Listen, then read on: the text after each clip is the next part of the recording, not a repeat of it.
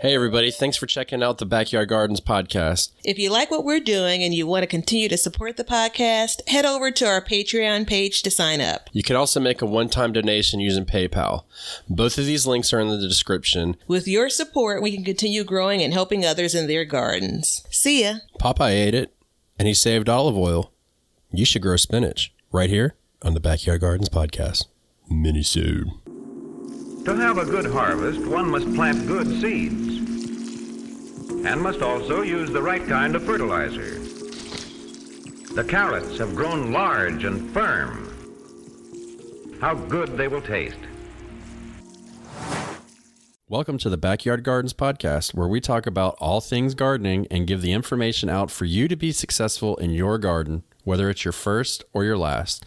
We are your hosts, Ben, the backyard gardener, and Batavia, the front yard gardener. one in the country, One in the city. Now get ready as we dig deep into this wonderful world of gardening as we learn to grow and grow for change. My mom used to make me watch Popeye and then try and force me to eat canned spinach, and it was gross. Now I eat it every day.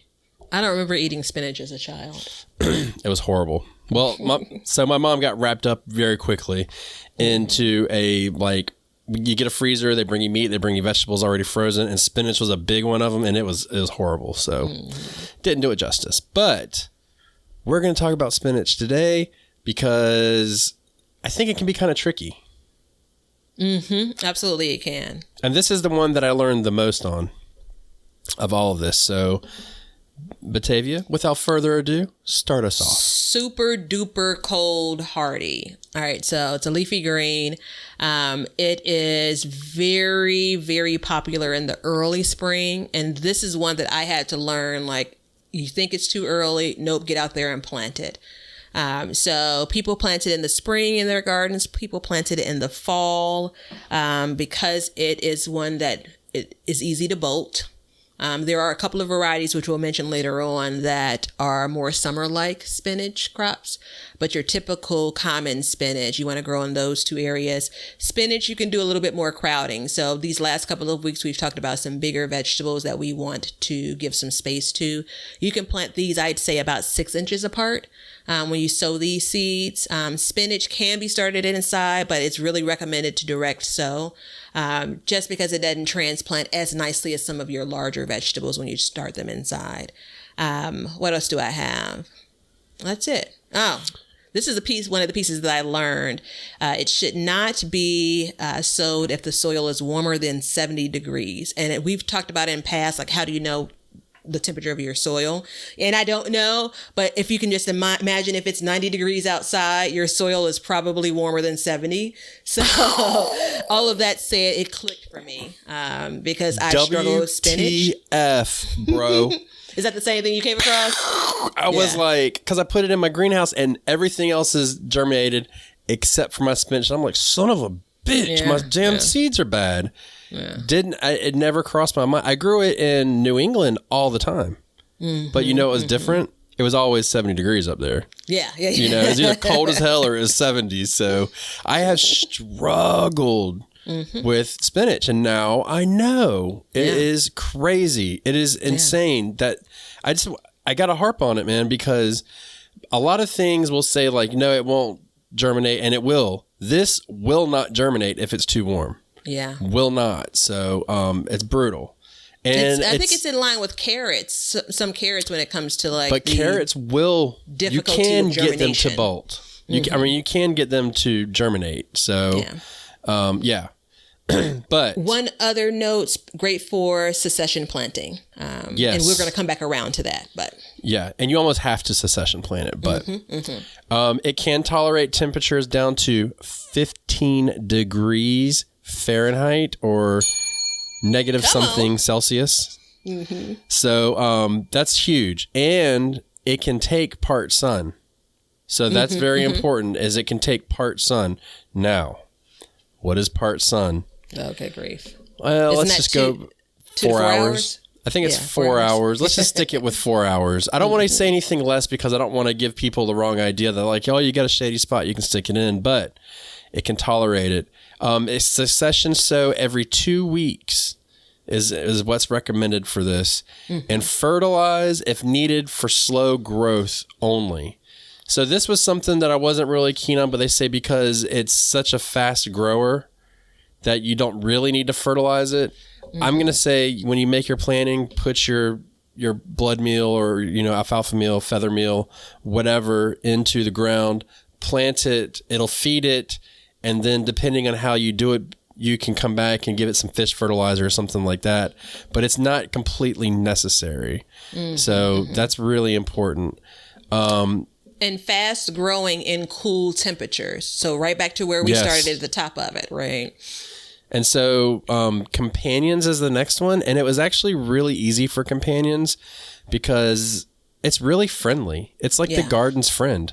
Yeah. Cabbage, kale, Brussels sprouts, kohlrabi, they all are friends with it because they feed on different nutrients. So it doesn't necessarily need the same thing. Now, if you break that down, I'm seeing some things in my mind that would say, well, maybe not, but I got to take the faith of what I read. The kohlrabi is the only one that would, in my mind, because it's really actually forming a root above ground to eat. But that being said, it is really the garden's friend. I mean, anytime you can get something that's as friendly as that to put in, it's pretty impressive. So, yeah. So for foes, and I had to really dig around to find this from a source I thought was reputable. So I actually have two that I think are really important to note. It's fennel, which I don't grow in my garden, and the note is it emits harmful elements to the soil. Right? No, I came up with that too. Who had an idea? Yeah, it's because that shit's nasty. Potatoes, and it takes nutrients from the soil that spinach needs. I do have some other companion plants, foes, if you will, and it's really about just taking away sunlight. So really tall vegetables like corn and sunflowers, like it basically is going to shade out the spinach is the intent. Well, let's talk about that. Sunflowers and corn, 70 degrees. I mean, really? You know what I'm saying? Like this is where excellent point. It's an excellent point. This is where people are making websites to get more words on to get more searchable. That's what that is. I'm sorry. I'm calling it dead in the water. Yeah. I did forget lettuce is a good one for ground cover too. And a foe that I have is radishes. It attracts leaf miners, apparently. Okay. Had no clue. Add that to my list. Had no clue about that. So, but I'm sorry. Continue on. No, that was the end of my foes. Okay. Pests is leaf miners, cutworms, loopers, cabbage loopers, snails and slugs, and the corn earworm. So anything that's a worm or a caterpillar, again, BT, Bravo Tango, and that is organic. And then leaf miner, or for your leaf miners, I want to say neem oil will take care of it. Don't quote me on that though. But if you have a leaf miner, you'll see the leaf and you'll see little grooves in it. You can easily look up how that is. I'm a little unprepared for that. I'm ashamed of myself. That's okay. You'll forgive me. Have you experienced any of those pests in your garden with spinach? Yeah, slugs and snails. Okay. That's it. I haven't. Yeah. I've never had a cutworm in my garden or a leaf miner ever. Now that I say that, I'm gonna be riddled with it, but it's okay. I accept your challenge, nature. So no, I didn't find any diseases per se for spinach. I did. Okay. I did, and I wasn't sure about it. So I'm going to put an asterisk around them. Mosaic virus and blight and downy mildew, which I think is powdery mildew. Mm-hmm. Yeah. So why you got to have a separate name for? Are you special? So the mosaic virus is something that we that's in cucumbers. Am I incorrect on that? I don't know. The name sounds familiar, so I nodded when you said it, but I can't place the vegetable that it's tied to. And again, rotation is key for, to avoid diseases and stuff like that. Harvesting, Batavia. So we talked about it being a great candidate for succession sowing. I don't know if anyone is really cutting and coming again for spinach. Like basically based on the size of these plants, most people people basically harvest the entire plant. I do pinch leaves off, but it's really just me being stingy. So if you succession plant, then you basically can take a row of spinach and then you have that other row coming up. You absolutely can cut and come again, take a few leaves off of each plant. Harvesting, everyone's seen baby leaves in the store. So that's the size that, at the earliest point you can harvest. If you do cut and come again, you want to leave some leaves on that plant so they can continue to grow. One thing I do want to note, and the pronunciation may be wrong, but I did look this up a few years ago and I revisited it when we were preparing for this episode. The types of spinach. So there's a smooth leaf and then there's the really crinkly leaf. So it's Savoy, Savoy. So varieties are either Savoy, semi-Savoy, or there's one more. And that just really is helpful for a gardener because the crinklier those leaves are, the dirtier that plant can get and the more difficult it could be to clean versus those that have more of a smooth surface on the leaf. It's a lot easier for your home gardener to manage. Just like curly kale.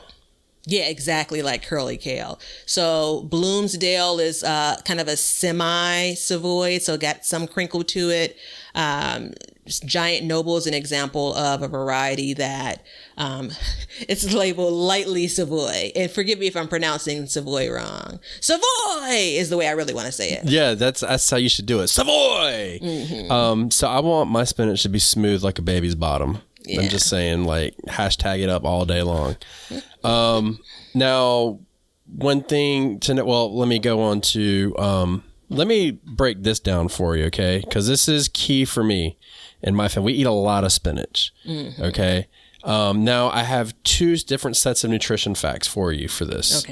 Okay, so 1 cup of raw spinach is a serving, and that's 7 calories, 1 carb, 1 fiber, 1 protein, and 5% iron for your daily value. Okay, now the reason why I added iron in is because it's known in the vegetarian and vegan pescatarian world to inject iron into your diet, in which we can be low in because we don't eat hemi-iron, which is blood iron from animals. So then you go and you say, well, what about a cup of cooked spinach, which in reality is about 6 cups of raw spinach. So 1 cup of cooked spinach is 41 calories, 7 carbs, 4 grams of fiber, 5 grams of protein, and 36 grams of fiber of your daily value. So you can see the nutritional benefit behind eating a cup of cooked spinach versus a cup of raw spinach. And the difference is you can consume physically more of that spinach into your body to get more of that nutrition. So that's really big. A video. Go ahead. I watched a video where a doctor, and I assume medical doctor, was talking about spinach, and he described when it comes to cooking it that steaming, and I eat a lot of cooked veggies, steaming spinach decreases the nutrition by 11%. And I kind of said, I can take that. But one thing he did note was if you are prone to kidney stones, be careful with how much spinach you consume, because I think it's oxalates, Oxilates. Who is this doctor? Who is this doctor? Oh, I'll send you the link. I don't remember his name. He had a stethoscope and like a white coat. Now I'm joking. Oh, hell, I got one of those. But we talk about like vegetables that aren't great if you have inflammation issues and such. And so I was pleased to really know that. I don't have kidney stone issues, but I work with a guy and it's very common for him. And so I said, okay, that's why you don't have spinach on your plate ever. Yeah. Well, and the other thing too, on that note is if you have somebody, like I've seen documentaries and stuff about people eating raw food and they will heavily weight their opinions on the raw food versus, so that's why I asked about the doctor. But either way, if you can eat it and you're not prone to kidney stones, it's a great way to interject these things into. And if you're like me and you don't eat a lot of meat, then it's a good way for you to get your fiber. And I mean, 5 grams of protein, that's a lot too. So for such a small amount. Quickly before we go on, if you want to grow in the summertime, the one variety that I know of is Malabar, and that can take warmer temperatures. So check that out. Agreed. And now you know all about Popeye's favorite food, spinach. So on that note, before we run out of time, What are we going to do? We're going to go out and you should grow spinach this year. And stay safe and be cool. Until next time. Grow a lot of it and see ya. Thanks for hanging out with us today. If you want to see what we're up to or just stay up to date on all the announcements regarding the show or anything gardening, then you can follow us on Instagram at Backyard Gardens TV. We love seeing what you guys are doing, so use hashtag BYG Podcast in your posts, and we'll be sharing your gardens with the Backyard Gardens community. And check us out on YouTube at Backyard Gardens, where we will post this show, all of our other shows, clips, and then also some gardening tips and just gardening entertainment. And you can see us at our website at backyardgardenstv.com. But that's it for today's show. So help us as we learn to grow and grow for change. And until next time, we'll catch you guys later. We'll call this one a wrap. Now you know why people feel like celebrating at harvest time. All over the world, people have feasting and good times when the crops have been gathered in.